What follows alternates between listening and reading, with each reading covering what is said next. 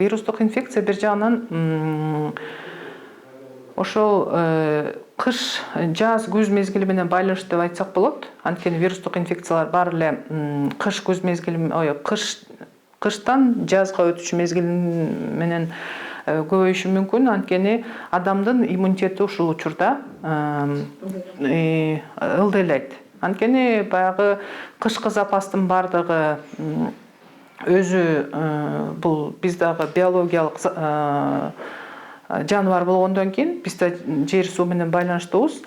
Жайыз мезгили келгенде иммунитет, ар бир адамдын иммунитети жаңы витаминдерге муктаж болуп, иммунитети түшүп, анан ошондо дагы ар кандай ооруларга абдан бат кабыл алуу мүмкүн, бат кабыл алып калат да.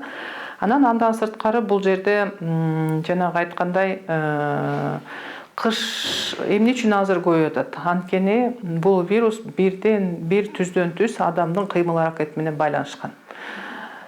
Калкыбыз Бишкек шаарына, Чүй областында, анткени бул жерде эң эле көп биздин базарлар, эң эле көп биздин чоң-чоң маркеттер, чоң-чоң дүкөндөр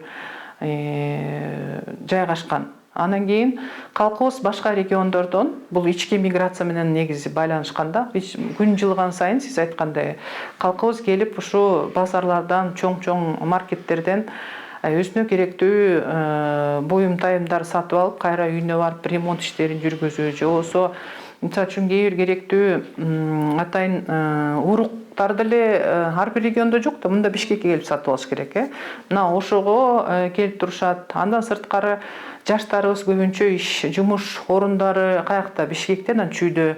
Бишкекке келишет, кафелерде официант болуп иштейли, ресторандарда официант болуп иштейли деп, парикмахерскийлерде иштеп кетели деп, болбосо ошол эле базардан орун алып ошол жерде соода кылалы деп. Ошону менен бирге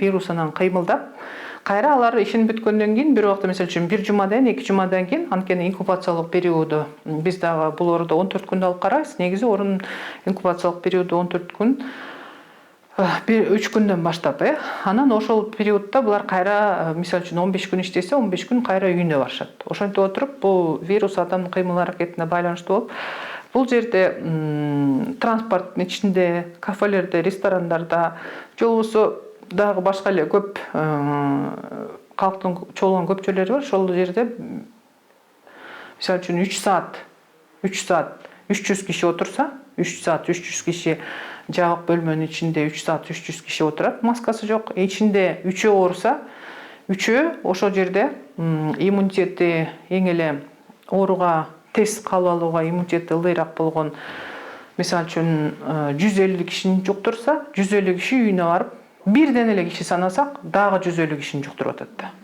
Анан 150 кишиге дагы 150 кишини жуктурса, бул 300 киши ооруп калып атат.